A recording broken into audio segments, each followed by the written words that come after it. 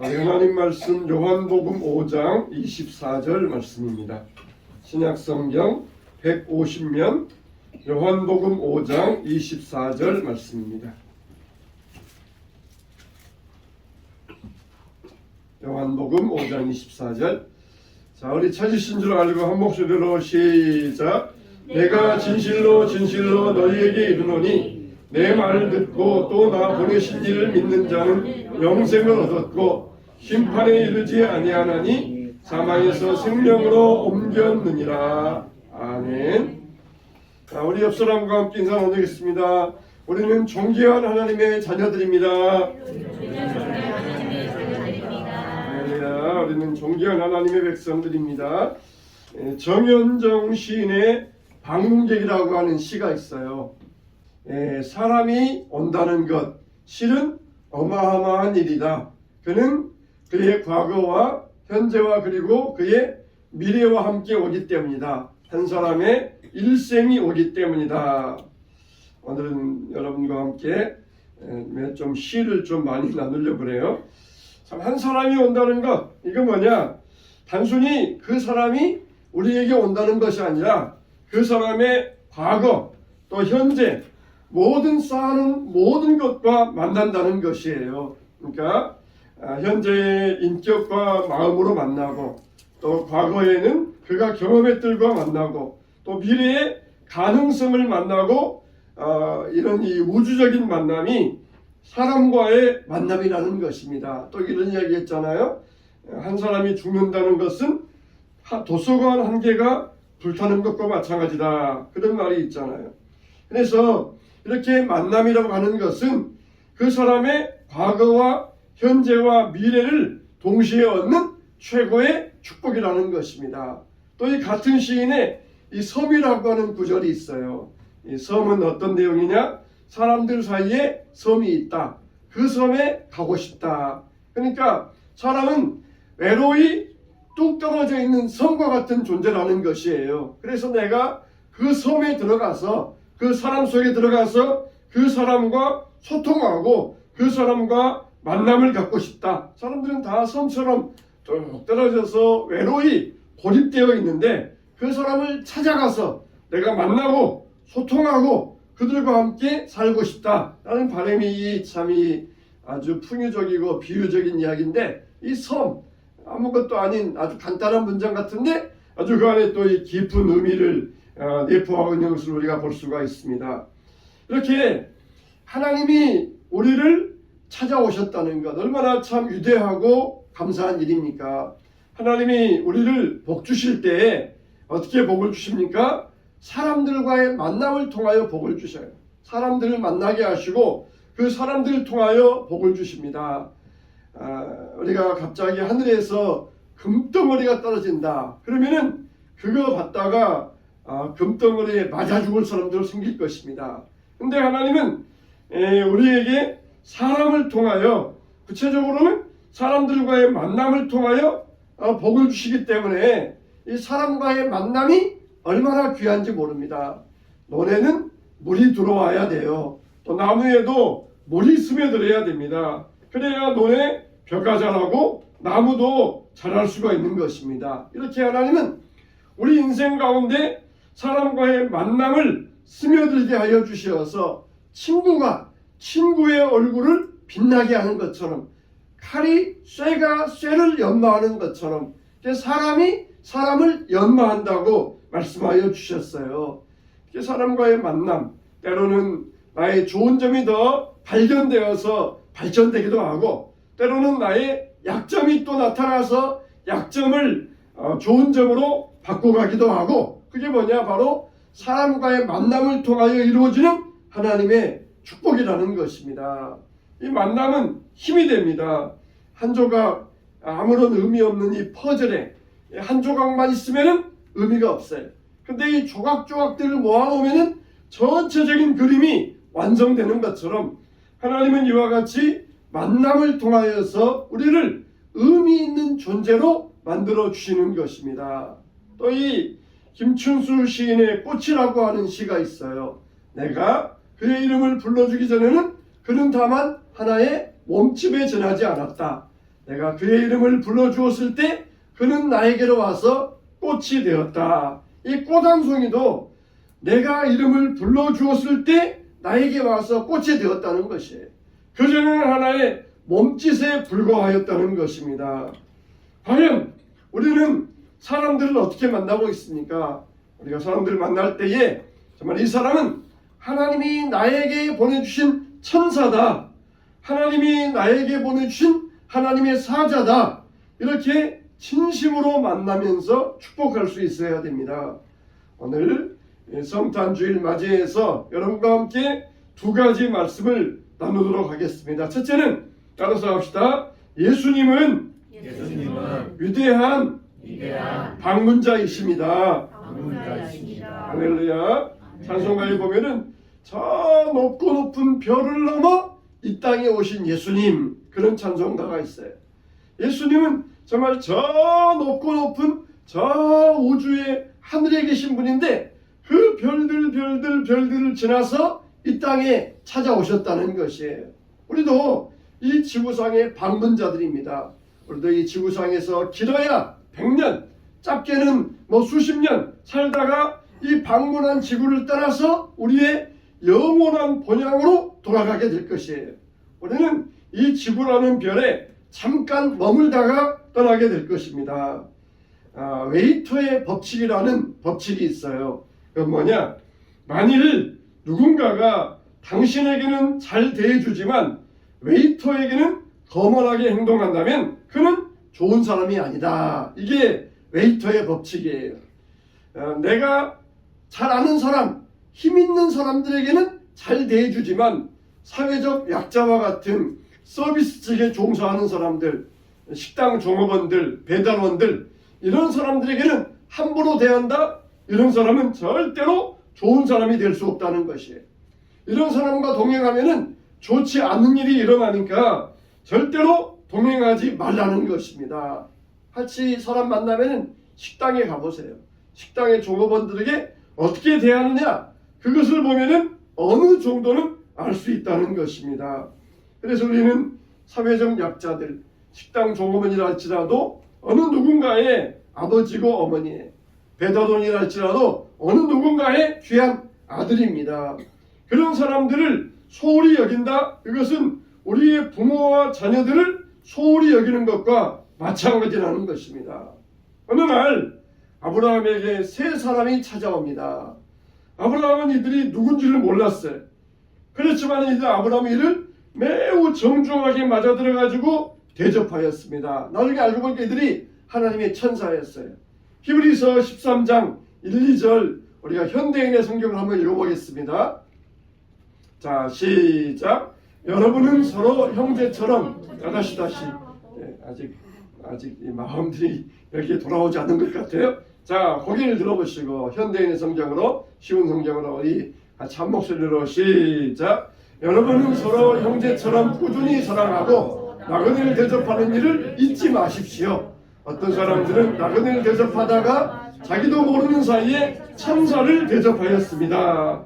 이게 이제 바로 아브라함의 이야기인데, 아브라함은 모르는 중에 부지 중에 자기 집에 찾아온 나그네를 대접했는데 그가 하나님과 천사들이었다는 것이에요. 그러니까 우리들도 우리가 만나는 사람 중에는 변장된 천사로 우리를 만나러 온다, 이렇게 만날 때 이런 만남이 최선의 만남이 될 수가 있어요. 또 시인 정채봉 씨의 이런 만남이라고 하는 이런 시가 있습니다.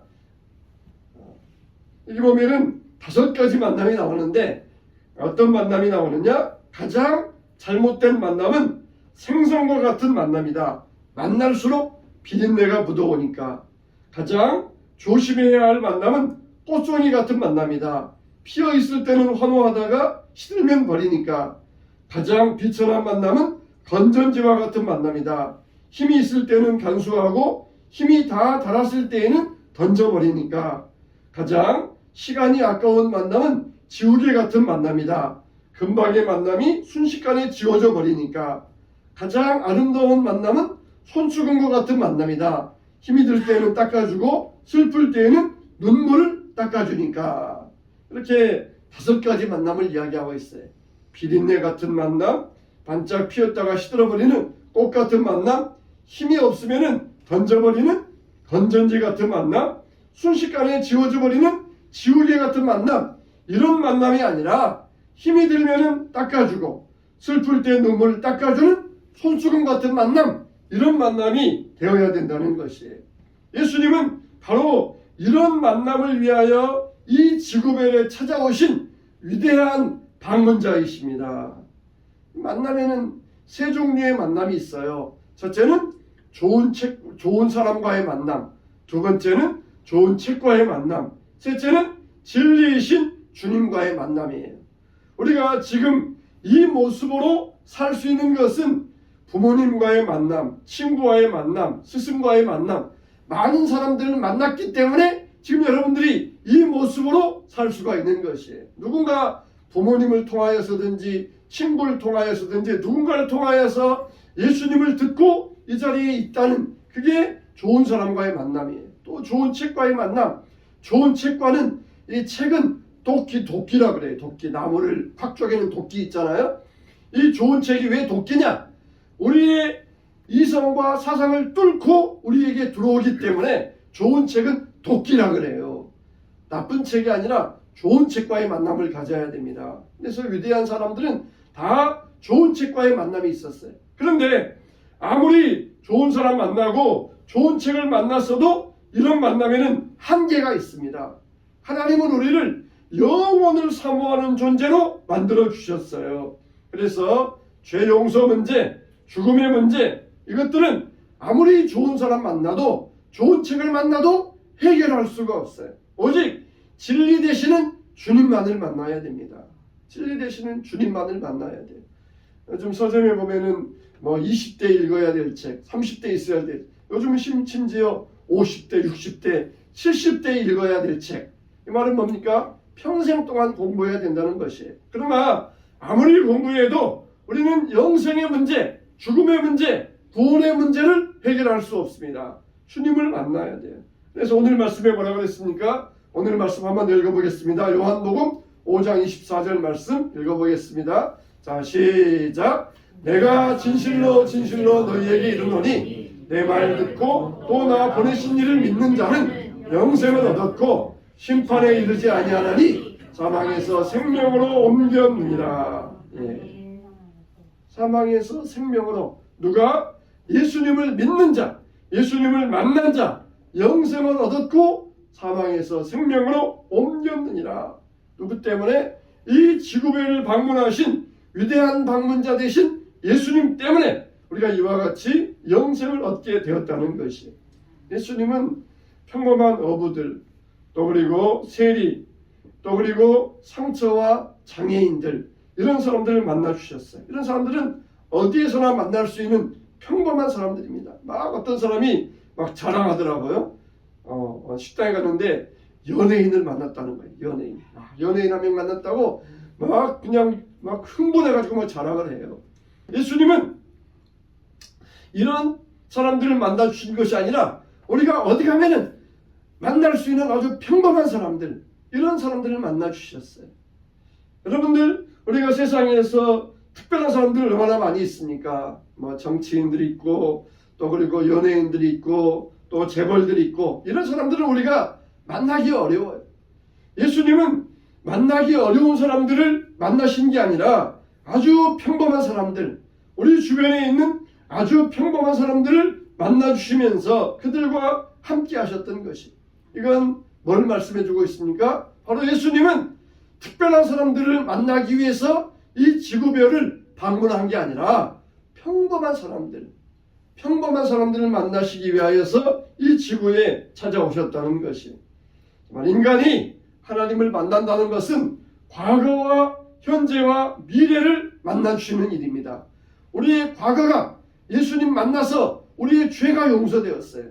우리의 현재는 예수님 만나서 축복된 생활을 할 수 있습니다. 우리의 미래는 예수님을 만나서 구원과 영생을 얻을 수가 있습니다. 할렐루야. 과거에 천지 만물을 창조하시고 지금도 섭리하시고 그리고 우리의 미래를 인도하실 하나님을 만나는 것이 바로 하나님과의 만남이에요. 그냥 이 자리에서만 딱 만나고 이 시간만 딱 만나고 끝. 그게 되어서는 안 돼요. CCTV를 보면은 요즘 보면은 이게 작동하는 센서가 있어요. 그래가지고 사람의 움직임이 감지되면은 CCTV를 찍어 놓습니다. 그래가지고 이 시간에 어느 누가 왔다 갔습니다. 그래요. CCTV를 하루 분량 보면은 처음부터 마지막까지 다 보려면 시간 많이 가잖아요. 근데 CCTV가 똑똑해져가지고 사람이 없을 때는 안 찍고 있다가 사람이 왔을 때만 딱 찍어 놓고는 그 부분만 딱 볼 수 있도록 이렇게 찍어 놓는 CCTV가 있어요. 여러분, 예수님은 이 시간만 우리를 딱 만나주시고 끝 아니라 예수님과의 만남은 과거와 현재와 미래로 이어지는 영원한 만남임을 믿으시기 바랍니다. 아멘. 이렇게 예수님은 우리를 만나주시기 위하여서 이 땅에 직접 오셨어요. 그게 바로 예수 그리스도이십니다. 이 지구의 가장 위대한 방문자이십니다. 우리와 함께 거하시면서 우리 속에 직접 들어오셔서 우리를 치유해 주신 분이 바로 예수 그리스도이십니다. 그래서 누가복음 2장 14절 말씀 자 보시겠어요? 자 시작. 지극히 높은 곳에서는 하나님께 영광이요 땅에서는 하시는 사람들 중에 평화로다 하니라. 자 이렇게 역사상 가장 위대한 방문자 그분을 만나면은 기적이 일어난다는 거예요. 자 예수님이 오셨다는 것은 뭐냐? 우리 한번 읽어보겠습니다. 자 시작. 예수님이 오셨다는 것은 어마어마한 일이다. 예수님은 태초부터 오늘 그리고 내일에 걸친 모든 하늘의 능력을 품고 오셨기 때문이다. 하늘의 모든 사랑을 안고 오셨기 때문이다. 자, 예수님을 만난다는 것은 어마어마한 일이에요. 한 사람을 만난다는 것도 어마어마한 일입니다. 그 사람의 과거와 현재와 미래가 오는 것이. 예수님을 만난다는 것은 더 어마어마한 일입니다. 태초부터 온 영생 때까지 하늘의 능력을 품고 사랑을 안고 우리에게 오셨기 때문이라는 것이에요. 예수님을 만난 사람들이 누구입니까? 여인이었어요. 또 목자였어요. 이방인의 동방박사들이었습니다. 다 이들은 천히 여기는 자들이었습니다. 이방인의 동방박사, 이 사람은 이방인의 귀족이었지만 그러나 유대인들 볼 때에는 이방인들은 다 천것들이었어요. 예수님은 이와 같이 천하고 낮은 자들, 예수님을 만나기 위해서 온 사람들 한 사람도 거부하지 아니하시고 다 만나 주셨습니다. 나 같은 게 예수님을 만날 수 있을까? 만나러 온 사람들은 누구든지 다 예수님을 만날 수 있었어요. 예수님은 바로 우리같이 평범한 사람들을 만나기 위하여서 이 지구에 찾아오신 위대한 방문자이십니다. 이 성탄의 계절에 다시 한번 예수님과의 만남을 새롭게 하시면서 예수님의 축복과 은혜를 마음껏 누리시기를 주님의 이름으로 축원합니다. 두 번째로 예수님은 이 땅 위에 섬기기 위해서 오셨습니다. 따라서 합시다. 예수님은 섬기기 위해서 오셨습니다. 이런 이야기가 있어요. 헤르만 헤세의 동방순례라고 하는 그런 책에 나오는 이야기인데 한 무리의 사람들이 성지순례를 가기 위하여서 길을 떠났습니다. 그 당시에는 저 유럽에서, 유럽은 서쪽이잖아요. 동쪽으로, 중동 쪽으로 가려는데 육지에는 걸어가고 바다를 만나면 배를 타고 가고 또 항구에서 내려서 걸어서 그렇게 동방순례를 떠나야만 했어요. 근데 가는 길에 산도 있고 들도 있고 해적도 있고 산적도 있고 위험이 득실득실해요. 아주 위험을 피하면서 성지순례를 가야 됩니다. 그런데 그 성지순례 가운데 한 하인이 있었습니다. 이 하인은 이 한 무리에 이 성지순례 가는 사람들의 허드렛 일을 섬겨주고 또 피곤할 때는 노래 불러주고 악기도 연주해주면서 이 지친 여정에 힘이 되어 주었습니다. 때로는 불평이나 하소연도 잘 들어주었고 또 가야 할 길을 친절하게 안내하면서 격려해 주기도 했습니다. 그래서 이 하인의 도움을 받으면서 힘든 길을 가고 있었어요. 근데 어느 날 이 하인이 갑자기 사라져 버렸습니다. 완전히 실족되었습니다. 그 무리들이 이제 완전히 공황 상태에 빠져버렸어요. 어디로 가야 될지 무엇을 해야 될지 무기력한 상태에 빠져버리고 말았습니다. 그리고 그들은 비로소 그때 깨달았어요. 자기를 섬겨주었던 하인이 섬겨주었던 종이 아니라 자기들의 진정한 지도자라는 것을 그때서 비로소 깨달았던 것입니다. 나중에 들리는 소문에 의하면 그분은 실제적으로 교회의 큰 지도자였는데 하인으로 변장해서 이들을 섬기기 위해서 오셨다는 것이에요. 교회의 위대한 지도자가 한 무리의 성지순례객들을 섬기기 위하여서 하인의 모습으로 와서 그들 가운데 낮은 모습으로 허드렛 일도 해주고 불평도 들어주고 노래도 연주해주고 이들의 지친 심령을 위로하면서 함께 걸어갔더라는 것이에요. 여러분, 이게 바로 우리 주 예수님의 모습이 아니겠습니까? 지도자라 그러면은 다스리는 자가 지도자잖아요. 근데 섬긴다 그러면은 모순되지 않습니까? 옛날 같으면은 지도자 그러면은 위에서 군림하면서 지시하고 명령하고 이게 지도자의 모습인데 지도자는 어떤 지도자냐? 섬기는 지도자라는 것이에요. 요즘 세상에서도 섬김의 지도력을 말씀하고 계시는데 이것을 가장 먼저 보여주셨던 분이 누구입니까? 바로 예수님이셨습니다. 제자들의 발을 씻겨주시면서 너희들도 이와 같이 다른 사람을 섬겨라. 그러면은 너희들이 싸울 필요가 없을 것이다. 너희들 가운데 화평이 임할 것이다. 그러면서 섬김의 리더십의 모습을 보여주셨어요. 마태복음 20장 25절로 27절 말씀 보시겠습니다. 자, 시작. 예수께서 제자들을 불러다가 이르시되 이방인의 집권자들이 그들을 임으로 주관하고 그 고관들이 그들에게 권세를 부르는 줄 너희가 알거니와 너희 중에는 그렇지 않아야 하나니 너희 중에 누구든지 으뜸이 되고자 하는 자는 너희의 종이 되어야 하리라. 예수님은 군림하는 지도자의 모습이 아니라 섬기는 이 지도자의 모습을 정확하게 보여주셨어요. 그래서 섬김의 리더십, 다스리는 자는 섬김으로 다스려야 된다는 것입니다. 리더와 보수의 차이는 무엇입니까? 리더는 자기를 낮추어서 다른 사람을 성공시키는 사람이에요. 보수는 누구입니까? 보수는 다른 사람을 희생해서 자기가 성공하는 사람이 보스예요. 그러니까 리더는 자기를 희생해서 다른 사람을 성공시켜주고 보스는 다른 사람을 희생해서 자기가 성공하고 이게 리더와 보스의 차이예요. 대통령이나 정치인이나 지도자들 가운데도 리더형의 이런 지도자가 있고 보스형의 그런 지도자가 있습니다. 또 카우보이와 목자의 차이예요. 이 카우보이는 양 뒤에 따라가면서 양을 몰아갑니다. 그래서 양을 막 그냥 몰아가면서 양을 몰아치는 사람이 카우보이예요. 그러나 목자는 어떻습니까? 목자는 양 앞서가면서 양을 인도하는 자가 목자입니다. 또 이게 설탕과 소금의 차이도 마찬가지예요. 설탕은 자기 맛을 내려고 기를 쓰지만 소금은 자기를 녹여가면서 남의 맛을 내주는 게 바로 소금이에요.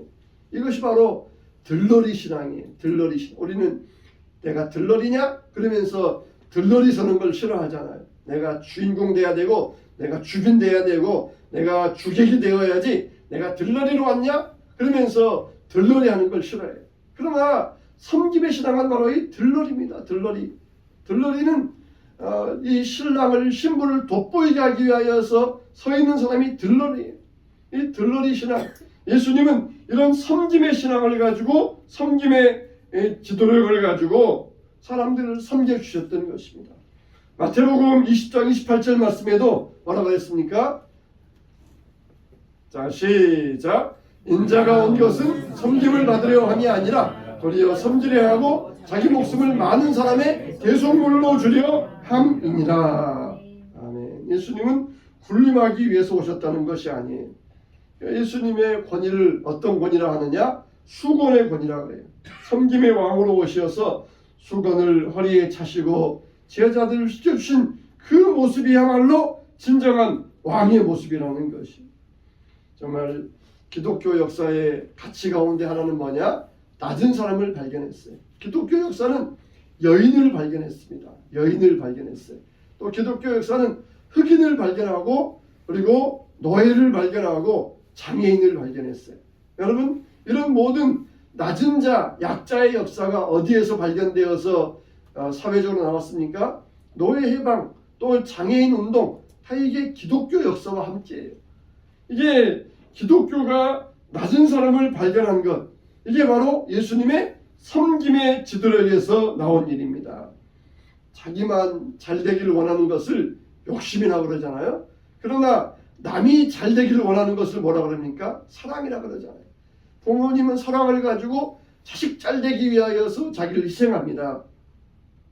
이렇게 욕망이 성취되기 위해서는 타인의 희생이 필요하지만 사랑이 실현되기 위해서는 나의 섬김이 필요하다는 것이에요. 예수님은 사랑으로 섬기셨어요.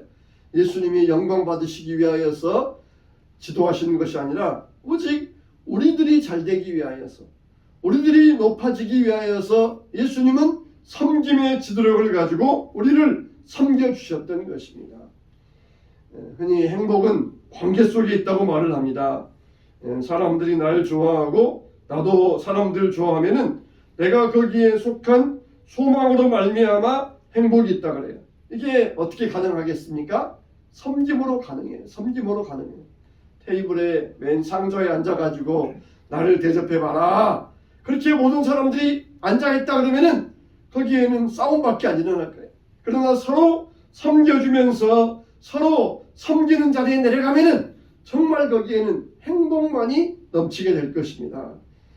별과 꽃들이 자기만 자랑하려고 그러면은 타락하기 시작해요.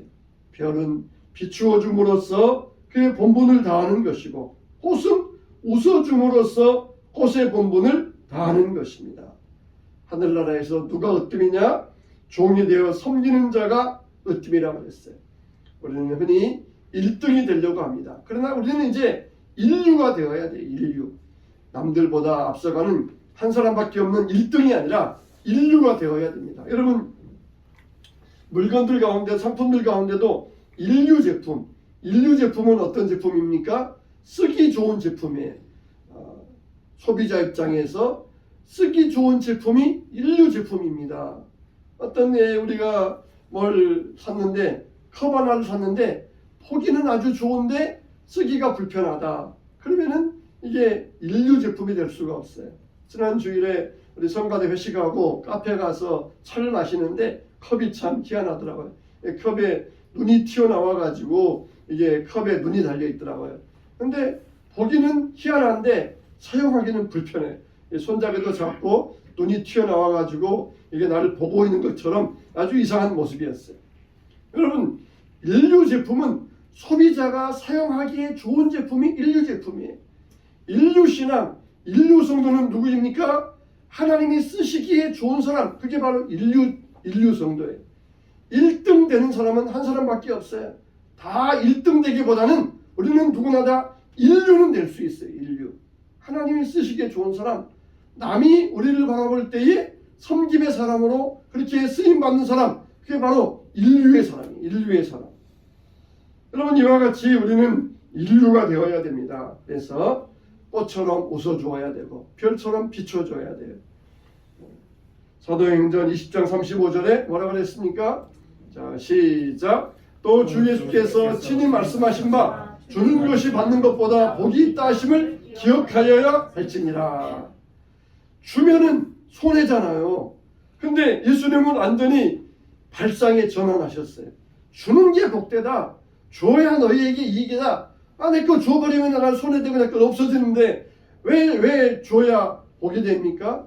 주는 자가 복이 있다. 네가 줘야, 그래야 채워진다는 거예요. 하나님이 우리에게 그래야 주시겠다는 것입니다. 어떤 사람이 길거리 자기 집 앞에서 새 자전거를 닦고 있었어요. 한 아이가 지나가다가 부러운 모습으로 그것을 바라보면서 물어보았습니다. 아저씨, 이 자전거 비싸요? 그럼 비싼 거지. 이 자전거 얼마예요? 몰라? 우리 형이 사준 거야. 이 아이가 그 말을 듣더니 굉장히 더 부럽다는 듯이 그 아저씨와 자전거를 번갈아 바라보았어요. 그 자전거를 탔던 아저씨가 말하기를, 그래, 너도 나처럼 자전거 사주는 형이 있었으면 좋겠지? 그렇게 그렇게 물어봤더니 이 아이가 말하기를 아니에요. 그게 아니라 나도 이런 자전거를 사주는 형이 되었으면 좋겠어요. 우리 동생은 심장병이 있어요. 얼마 가지 못해서 숨을 헐떡이는데 이런 자전거를 사주면은 우리 동생이 아주 편하게 다닐 것 같아요. 그렇게 말하더라는 것입니다. 우리는 동생처럼 늘 그냥 받고만 싶어하는 사람이 있어요. 그러나 또 형님처럼 늘 또 주고 하는 싶은 사람이 있어요. 어떤 아이가 자기 엄마에게 그렇게 말하더라고요. 나는 최고의 기부왕이 내 꿈입니다. 그렇게 말하더라는 것이에요. 엄마가 이 아이의 속을 모르겠어요. 아유 그래 네가 돈 많이 벌고 싶다는 이야기구나. 그걸 좋은 말로 나는 최고의 기부왕이 되겠습니다. 그렇게 돌려서 자기 꿈을 이야기하더라는 것이에요. 돈 많이 벌고 싶다. 최고의 기부왕이 되고 싶다. 그런 말 그렇게 표현하더라는 것이에요. 여러분 우리가 늘 받으려고 하는 동생의 마음이 아니라 주고 싶어하는 형님의 마음을 가져야 돼요. 그냥 받았으면서도 불평하는 마음이 아니라 주었으면서도 그냥 더 주지 못해서 안타까워하는 이런 마음을 가져야 돼요. 받기만 하는 사람도 아니고 또 받는 만큼만 주는 사람도 아니고 내 이익보다 다른 사람들을 먼저 생각하는 주는 이런 아름다운 마음이 바로 행복한 마음인 것입니다. 예수님은 우리를 섬기기 위해서 이 땅에 오셨어요. 움켜쥐려고만 하는 사람은 어둠에서 사는 사람이에요. 그러나 나누어 주는 사람은 깨어있는 사람입니다. 십시일반이라는 말이 있잖아요. 10사람이 한 숟가락씩 나누어 가지고 한 사람의 끼니를 마련해 준다. 이게 바로 십시일반입니다. 오병 이어의 기적도 어디에서 일어났습니까? 어린아이가 가져왔던 보리떡 5개와 물고기 2마리를 먹지 아니하고 나눔을 했을 때 5,000명이 먹고도 남을 수 있었던 것이에요. 예수님의 최고의 나눔은 무엇이었습니까? 십자가에서 자기의 몸을 나누어 주신 것입니다. 정말 사랑은 나눔으로 말미암아 슬픔은 반이 되고 기쁨은 배가 된다 그랬어요. 나눔으로 세상의 빛을 비추고 세상을 밝게 할 수가 있습니다. 예수님은 우리를 섬기기 위하여서 나누어 주시고 우리를 잘되고 우리를 복되게 하기 위하여서 이 땅에 오셨습니다. 예수님 만난 여러분들은 예수님으로 말미암아 모든 일에 범사가 형통케 되고 은혜가 넘치시기를 바랍니다. 하나님은 지금도 오직 한 마음, 우리가 잘되기를 바라는 마음, 우리의 영이 잘되고 우리의 속사람이 잘되고 우리의 육이 잘되기를 바라시는 마음입니다. 마귀는 어떻게든지 우리가 못되기를 바라고 있어요. 어떻게든지 그냥 모든 삶이 줄어들고 모든 세간이 없어지고 우리의 삶이 약해지고, 그러나 주님은 정반대시 사랑의 마음을 가지고 잘되기를 바라는 마음, 우리 교회가 잘되기를 바라는 마음. 여러분들은 어떤 마음을 품고 있습니까? 예수 그리스도의 마음을 품으시기 바랍니다. 민족이 잘되기를 바라는 마음, 그런 마음을 가져야 돼요. 금요 기도회 때 그런 말씀을 나눴는데 오직 누가 있습니까? 촛불 든 애국자, 태극기 든 애국자가 있을 뿐이에요. 진보라고 하는 애국자, 보수라고 하는 애국자가 있을 뿐이에요. 그냥 진영 논리에 빠져가지고 저 사람들은 이 진보주의자들은 종북주의자들이다 그러면서 북한을 위해서 사는 사람들이다 그렇게 비판하고, 또 한쪽에서는 저 보수주의자들은 친미주의자들이다, 미국과 친하고 미국을 위해 사는 사람들이다, 서로 그렇게 비판하는데 그건 틀린 말이에요. 틀린 말이에요. 진보든지 보수든지 다 나라와 민족을 생각지 않는 사람 누가 있겠습니까? 단순히 방법만 다를 뿐이에요. 진보적인 방법, 보수적인 방법을 가지고 나라와 민족을 생각할 뿐이에요. 이 추운 날 광화문에 나가고 왜 나가겠습니까? 그냥 집에 있을 따뜻한데 나라를 생각하기 때문에 그런 거 아니겠습니까? 우리는 모여서 기도하는 이유 무엇이 있습니까? 나라를 사랑하기 때문에 아니겠습니까? 다 나라를 사랑하는데 방법만 다를 뿐이에요. 방법만. 우리가 정말 이렇게 우리는 나라 사랑하는 방법으로 기도하고 하나님 앞에 나아가서 간구하는 것이 우리의 나라 사랑하는 방법인데, 우리가 이럴 때 정말 섬김의 마음을 가지고 기도함으로써 나라를 위해 기도하고 민족을 위해서 기도하고 이 나라가 주님 안에서 평안할 수 있도록 기도해야 될 것입니다. 그래서 섬김의 리더십을 가지고 섬겼던 예수님처럼 우리도 섬김으로 본을 보이고 기도로 섬기고 나아갈 때 주는 자가 복이 있다. 주님께서 우리의 모든 삶을 채워주시고 넘치게 하여 주시기를 주님의 이름으로 축원합니다.